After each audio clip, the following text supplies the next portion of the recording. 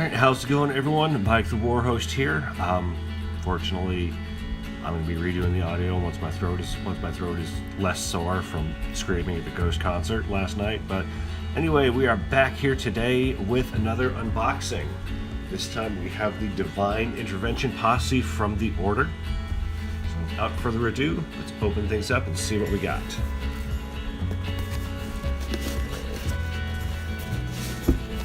Standard Wild West Exodus slipcase, very nice.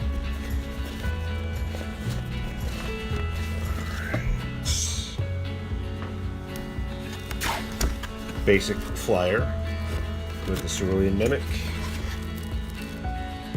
Information about the game. QR code with a link to assembly instructions for everything.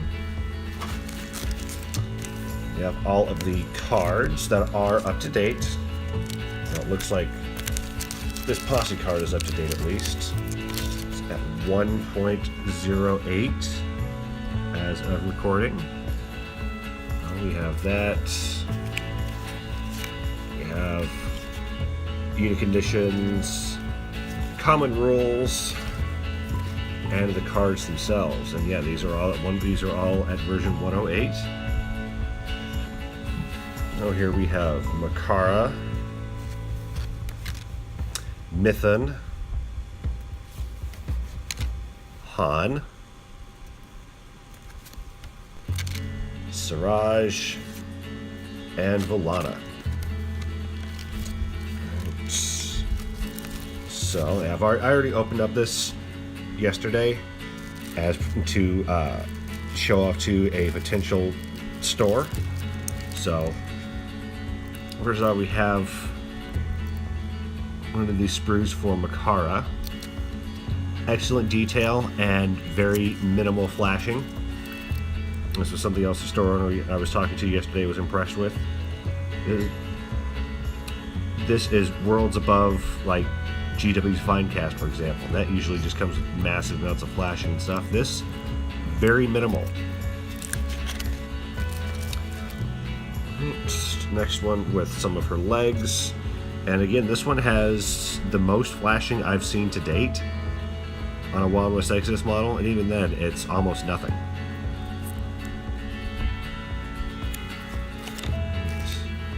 And the last sprue for Makara here. Again, very minimal flashing. Don't see a whole lot of mold lines, which is good. Odds are I'll probably come across all of those while I'm painting after they've been primed and the model's just about ready to go, because that's how things go for me. Next package.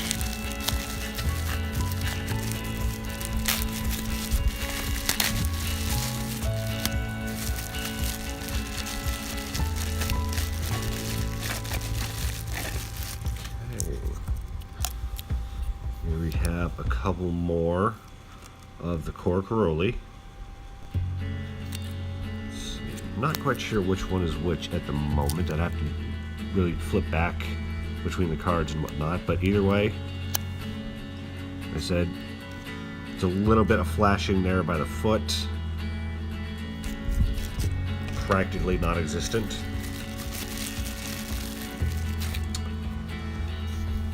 Here we have some more. There's a little bit flashing around the legs on this giant gun, but again, not as bad as it could be if this could come from a different studio. Last one here.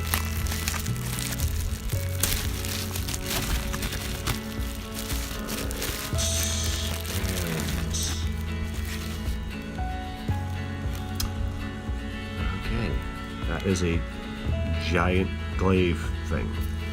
Again, little bits of flashing. Very few, if any, mold lines. Very well done.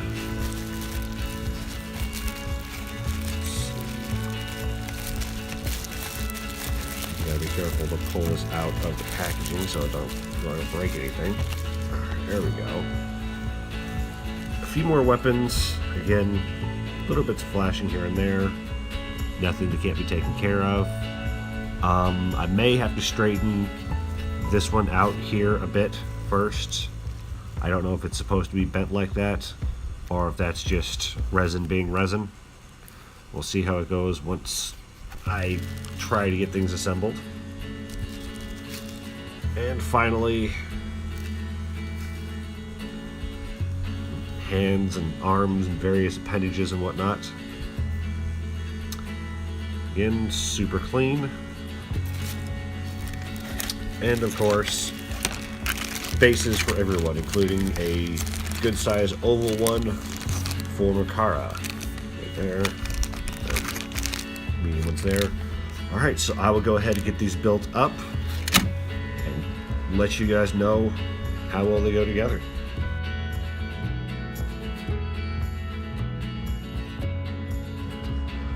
Okay, so here we are with the Divine Intervention Posse fully built up and ready for some last minute cleanup before we start priming.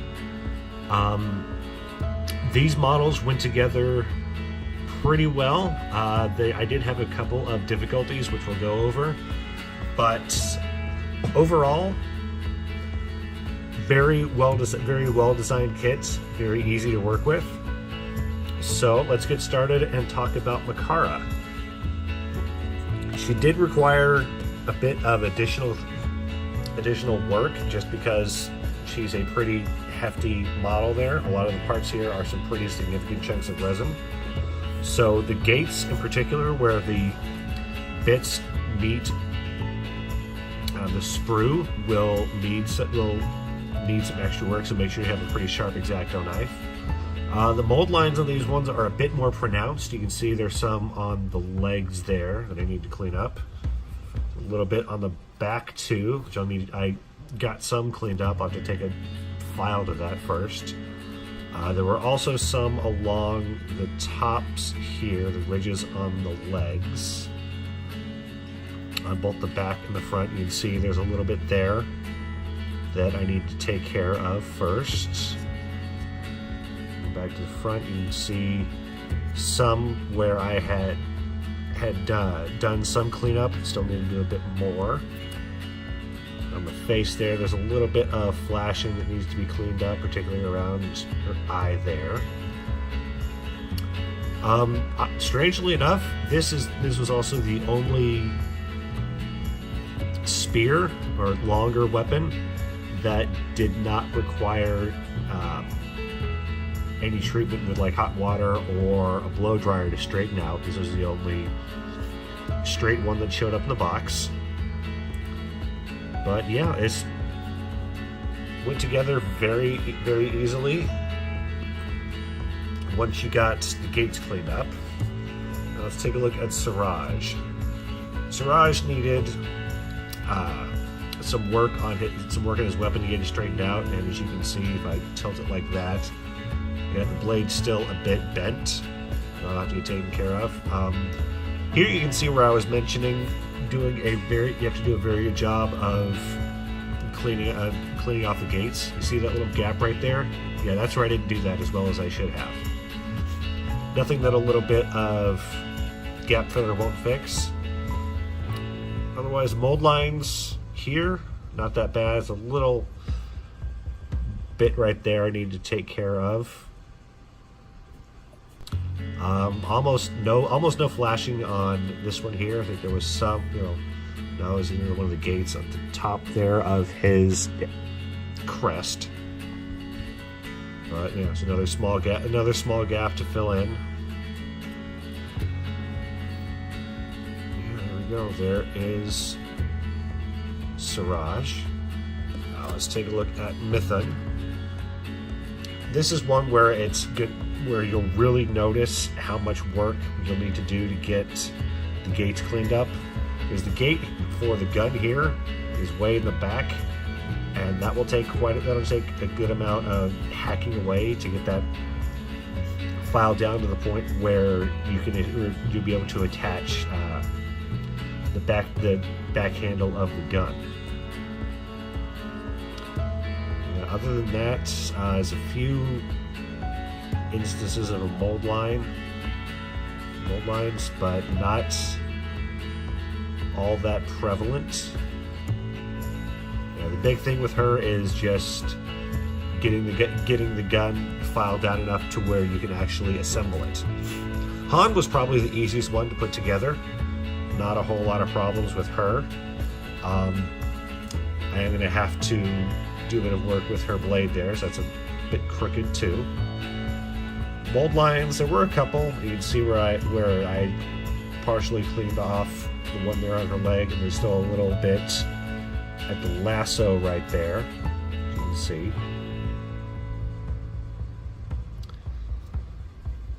Other than that, there's a tiny bit of stuff I have to clean off there. You see the mold line on the back of her arm. But yeah, this was probably the single easiest one to put together.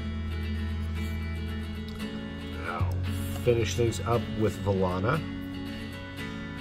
Valana will need some extra work with her spear. You can see it's a bit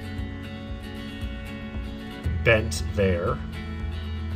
And you can see a mold line that I just found running along the cloth. That one will be fun to clean up.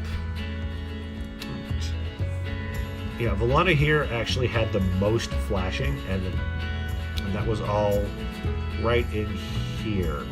The space between this bit of cloth and the haft of the spear. Still have a bit to take care of there.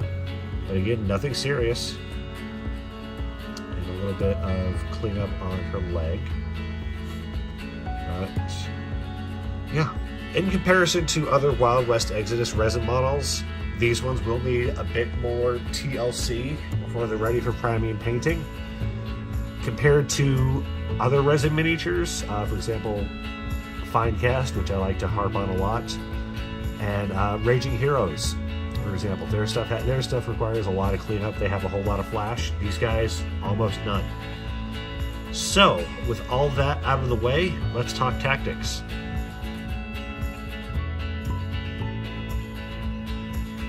So now that you have your shiny new Divine Intervention Posse built up and painted, what's the best way to use it? This posse is a bit of an odd one and a bit of an odd faction.